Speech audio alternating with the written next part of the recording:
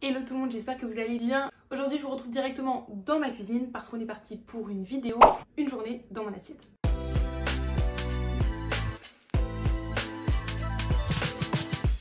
Les journées ou semaines dans mon assiette, c'est des formats qui vous plaisent beaucoup sur Instagram et évidemment pour ceux qui ne sont pas au courant, l'intérêt de faire une journée dans mon assiette, vous montrer ce que je mange en tant qu'adulte avec un trouble de l'oralité alimentaire. Alors pourquoi j'ai décidé de vous refaire ce format sur YouTube, c'est pour pouvoir insister un petit peu plus sur la partie qui vous plaît sur Instagram, c'est-à-dire en soi pas tellement vous montrer ce que je mange, mais vous dire comment je le prépare, pourquoi je le mange, quelles adaptations j'ai besoin de faire à cause du trouble et des particularités sensorielles, etc. Alors petite info malgré tout, pour ceux qui suivent les semaines dans mon assiette sur Instagram depuis le début, vous avez vu que mon alimentation a beaucoup changé depuis et c'est principalement à cause de problèmes de santé, donc je n'ai pas forcément eu le choix. En l'occurrence, lors de la dernière semaine dans mon assiette, moi j'avais enlevé le gluten et le lactose, on était en train de tester pour voir si c'était ça qui pouvait créer les problèmes. A priori non, donc je le limite mais je ne le retire plus complètement. Par contre, suite à la découverte récente d'une pathologie, je me retrouve à devoir manger sans sucre. Donc pour ceux qui ont suivi les semaines dans mon assiette qui datent d'il y a plusieurs mois où je mangeais des Kinder au goûter et tout, c'est fini. Du coup, vous avez compris que même pour le petit-déj, j'ai arrêté le sucré. Donc on va partir sur du salé, à part quelques fruits. Donc, les ennuis commencent, mais on est là pour ça, pour que je vous raconte. J'aime me beurrer la biscotte. L'œuf, j'aime pas les omelettes. J'aime bien les œufs au plat, mais en fait que avec du pain, et là j'ai pas de pain. Et j'adore les œufs à la coque, mais là aussi que avec du pain, et j'ai pas de pain. Et le problème c'est que ça fait déjà 3 jours que je fais des œufs brouillés et j'aime beaucoup les œufs brouillés. Mais au bout de 3 jours, je commence à avoir du mal à en manger parce que j'ai toujours été comme ça. Je pense probablement dû au trouble de l'oralité alimentaire. J'ai un truc que j'aime beaucoup, je le mange énormément et du jour au lendemain ça passe plus. On arrive au jour où ça passe moyen. Pour l'instant j'ai l'impression que j'arriverai pas à le manger. Mais comme j'ai pas d'autre option et que j'ai pas de pain, je vais le faire comme ça pour aujourd'hui. Et on verra si ça passe. Un plaisir. Alors, il y a quand même des petites particularités, vous le verrez tout au long de la journée, sur la préparation et la découpe notamment. Donc là, les tomates, en fait, à la fin, elles vont aller dans mon assiette. Mais pour mélanger les tomates, je suis obligée de commencer par les mettre dans un bol, faire la sauce dans un bol, les mélanger un petit peu, et ensuite les déposer dans l'assiette. Voilà, ça fait partie des petites particularités. C'est plein de petites choses au fur et à mesure de la journée qui font que c'est une alimentation un tout petit peu particulière quand même. Et voilà le résultat. Donc il y a les concombres, les tomates, la dinde, du fromage et quelques fruits. J'ai oublié de prendre mon thé. Et bien sûr, dans ma tasse en forme d'ours. Alors du coup, c'est une assiette qui peut avoir l'air un peu instagrammable comme ça, en tout cas faite pour les réseaux pour cette journée. Je vous confirme que c'est pas le cas, qu'en fait mes assiettes sont tous les jours comme ça. Et donc vous avez bien compris ce que je vous expliquais pendant la préparation, qu'au-delà de l'esthétique, même si c'est hyper important dans le cadre des troubles de l'oralité alimentaire, que ça donne envie, qu'il y ait des couleurs, etc. Au-delà de l'esthétique, en fait, ça répond surtout à un processus de préparation avec des étapes cadrées, une découpe, le fait que les fruits sucrés ne touchent pas les aliments salés, etc. Pour parler un petit peu plus du contenu de l'assiette, j'ai mis des fruits qui sont les seuls sucres que je m'autorise en tout cas pour le moment, et je mange principalement des fruits rouges. Il y a énormément d'autres fruits qui passent pas et les fruits je les mange d'une certaine manière, seulement dans certains endroits, pas partout, etc. Le fromage de manière générale, les fromages passent bien. Je n'ai finalement pas pu mettre l'œuf au moment de le préparer, juste à l'idée de le casser ça me donnait la nausée. À savoir que l'œuf c'est quelque chose que j'aime, les œufs brouillés j'en mange tous les matins depuis 4 jours, donc c'est pas un aliment qui me pose problème. Mais effectivement, 4 jours ça a suffi à m'en dégoûter, probablement qu'il va falloir que je fasse une longue pause parce que je commence à connaître un peu le truc. Et ensuite je pourrais peut-être en remanger, mais pour l'instant 4 jours ça a été trop. Donc très pratique, très facile, déjà qu'il a fallu enlever le sucre des petits déjeuners, mais là en plus dans le salé, il y a des trucs que je ne peux pas manger longtemps. L'œuf, il n'aura fallu que 4 jours pour m'en dégoûter, super. Donc il va falloir trouver d'autres solutions, c'est pas très grave. Du coup là encore, vous voyez que ça fait une assiette avec plein de petites portions très variées. On peut avoir l'impression que c'est pour faire genre youhou, Instagirl, et de faire genre je vais montrer des trop belles assiettes à la caméra. Pas du tout, ça c'est mon petit déjeuner de tous les matins. Et en fait, le fait d'avoir autant de petites portions et surtout de variété, c'est quand même pas mal lié au trouble. Comme je vous le disais, l'œuf, il m'a suffi de 4 jours pour m'en auto-dégoûter, ce qui n'est pas du tout pratique. Donc de manière générale, vous verrez que la plupart de mes plats sont comme ça, avec plein de petites portions de petites choses, parce qu'en fait j'ai du mal à manger les aliments en grandes portions. De manière générale, je peux vite me lasser des aliments et j'ai besoin d'avoir plein de petites portions. Des trop grosses portions, ça me dégoûte, ça m'empêche de les manger, voire même ça peut finir par me bloquer comme avec les œufs. Bon, petit update, j'ai préparé mon assiette comme tous les matins et comme souvent, j'arrive au milieu d'assiette et j'ai vraiment... C'est pas que j'ai pas faim, j'avais faim mais tout me dégoûte un petit peu, voilà, j'en suis là. Et j'ai du mal à continuer mon assiette, tout me dégoûte, c'est dur. Bon, heureusement, tout le monde n'est pas dégoûté. Et certaines personnes attendent avec impatience. Donc je vais quand même essayer de manger un max parce que sinon je tiens pas jusqu'au repas suivant. Mais ça peut arriver régulièrement, notamment en lien avec les troubles de l'oralité. Qu'on prépare quelque chose, on en a envie, on a faim et au fur et à mesure qu'on le prépare, qu'on le manipule, on en a de moins envie. Ça veut rien dire. On en a de moins en moins envie. Jusqu'à un point où carrément ça nous dégoûte. Et là j'ai beaucoup de mal à continuer. Mais bon, on continue.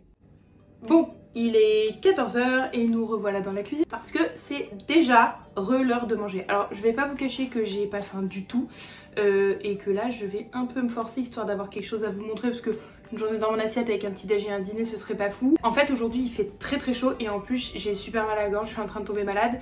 Donc je vais pas vous cacher que si j'avais été seule je n'aurais pas mangé du tout. D'ailleurs vous me demandez souvent si quand les enfants qui ont des troubles de l'oralité alimentaire sont malades ou une petite infection, un petit rhume ou sont fatigués, si c'est normal d'observer des régressions dans les progrès qu'ils avaient fait au niveau de l'alimentation. La réponse est oui, c'est très normal. Cela dit, la plupart du temps, c'est passager, donc pas d'inquiétude. Mais ça tombe très bien parce que qu'est-ce que serait une journée dans l'assiette d'un adulte avec un trouble de l'oralité alimentaire sans un repas où il n'a pas du tout envie de manger? Alors on va essayer de trouver un truc qui passe et on va voir ce que ça va donner. C'est parti! Ça, c'est vraiment le truc qui m'arrive le plus souvent au monde. Attendez, je vais pas garder le frigo ouvert. Donc je disais, évidemment, je me retrouve avec un frigo plein de choses que j'aime puisque je les ai achetées. Mais il y a des jours comme ça où rien ne passe. Donc je vais continuer de réfléchir. Le frigo fermé, parce que maintenant j'ai vu ce qu'il y avait dedans et c'est pas la peine de réfrigérer la maison. Ça va le faire. Je suis bien contente que vous soyez avec moi dans une bonne journée. Ça, c'est super. Alors j'ai finalement opté pour des aliments très frais et que j'aime beaucoup, donc le concombre notamment. Là j'avais besoin de le couper très fin, c'était important pour moi. Et je fais une sauce que j'aime bien avec du vinaigre de riz, de l'huile de sésame, de la sauce soja et des graines de sésame. J'ai aussi ajouté des petites tranches de saumon fumé et puis c'était fini. Alors comme Phoenix avait été très sage, elle a eu un petit morceau, ce qui ne l'a pas empêché de venir renifler quand même ce qui se passait par la suite. Donc voilà comment j'ai finalement géré le repas pour lequel je ne voulais pas manger et pour lequel j'avais pas faim du tout. Donc évidemment c'est une toute petite assiette, ne vous inquiétez pas, comme je vous le disais il fait très chaud et je suis malade donc j'ai vraiment pas faim. Et puis du coup j'ai aussi envie de trucs frais, simples et je peux avoir du mal à finir mes assiettes. Mais habituellement je mange évidemment beaucoup plus que ça, c'est juste que c'est tombé comme ça aujourd'hui et que à la limite ça permet aussi de montrer la réalité et de vous montrer comment je gère quand ça va pas fort. Bon appétit! En fait, j'avais surtout très mal à la gorge et donc très envie de manger quelque chose de froid. Donc en dessert, j'ai pris de la glace maison, un sorbet aux fruits rouges où je mets juste des fruits et un tout petit peu de lait végétal, donc sans sucre. C'est une super bonne recette très utile pour vos chaînages alimentaires que je vous partage d'ailleurs dans une prochaine vidéo.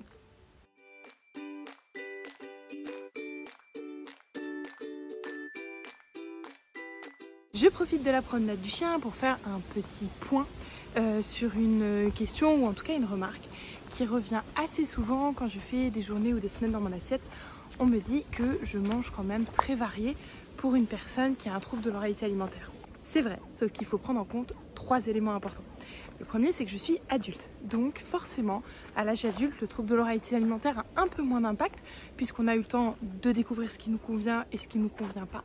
Mais aussi de faire des découvertes, on fait nos courses nous-mêmes, on cuisine nous-mêmes. Vous voyez bien que quand pour moi le concombre passe sous une forme mais pas sous une autre, en fait je n'ai qu'à le couper à la manière dont ça me convient. Ce qui n'est pas possible quand on est enfant, qu'on cuisine pour nous ou qu'on est en collectivité.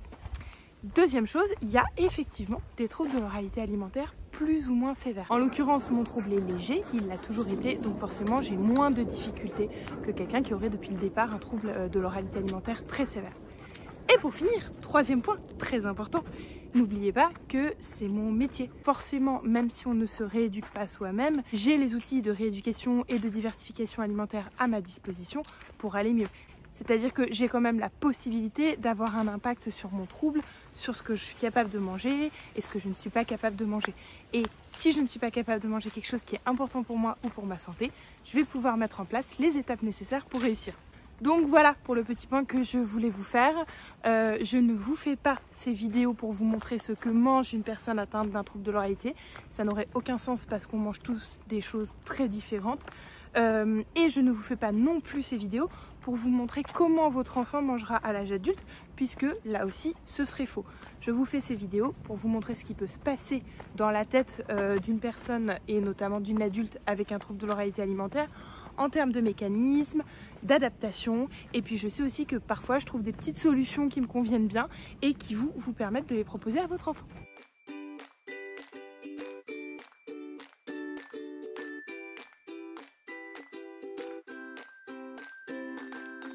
Il est 18h30 et cette vidéo se termine comme elle a commencé, dans la cuisine. Il fait très chaud ici aujourd'hui, donc j'ai envie de manger froid et en même temps j'ai assez faim. Donc j'ai pensé que j'allais faire la salade de pommes de terre que j'ai déjà faite dans une ancienne semaine dans mon assiette et que vous aviez beaucoup aimé, vous m'aviez demandé la recette, donc ça va être l'occasion de préparer cette salade de pommes de terre avec vous et de vous dire un petit peu ce que je mets dedans. Vous allez voir, c'est très simple, assez rapide. La seule chose c'est qu'il faut ensuite la laisser refroidir. C'est parti! Alors pour cette salade de pommes de terre, évidemment, j'épluche des pommes de terre, je les découpe en petits morceaux, en petits cubes. Moi j'ai un outil magique, c'est mon kiff ultime de l'utiliser, je l'utilise tout le temps. Donc je les coupe avant de les cuire pour que ça aille un petit peu plus vite et je cuis aussi des œufs durs. Je mets un peu de thon que j'émiotte grossièrement dans un saladier et puis je vais y ajouter de l'échalote et du cornichon, soit haché, soit coupé tout petit avec mon outil magique que j'adore, une fois de plus. Une fois que j'ai fait ça, je rajoute les pommes de terre et puis les œufs durs, là aussi découpés en morceaux, à ma salade. Et puis en fait, c'est principalement de la découpe parce que c'est déjà presque terminé. Une fois que j'ai mis tous les ingrédients, je mets du sel, du poivre, un petit peu de mayonnaise, je mélange et la salade est déjà prête. En général, il faut la faire refroidir un petit peu. Et voilà pour le dernier repas de la journée dans mon assiette. J'espère que la recette de la salade de pommes de terre vous aura plu. Peut-être que vous aurez l'occasion de la refaire chez vous. J'espère surtout que cette vidéo vous a plu, que vous en aurez appris un petit peu plus sur le fonctionnement des troubles de l'oralité alimentaire et des mécanismes qui se cachent derrière ce trouble-là. Si la vidéo vous a plu, je vous invite à la liker pour me le faire savoir et pour que je puisse vous en préparer d'autres. N'hésitez pas à me poser vos questions ou à me faire vos remarques en commentaire. Et puis surtout, pensez à vous abonner pour pouvoir regarder toutes les vidéos qui arrivent. Il y a beaucoup de choses qui arrivent sur la chaîne. Je vous dis à bientôt. Bisous!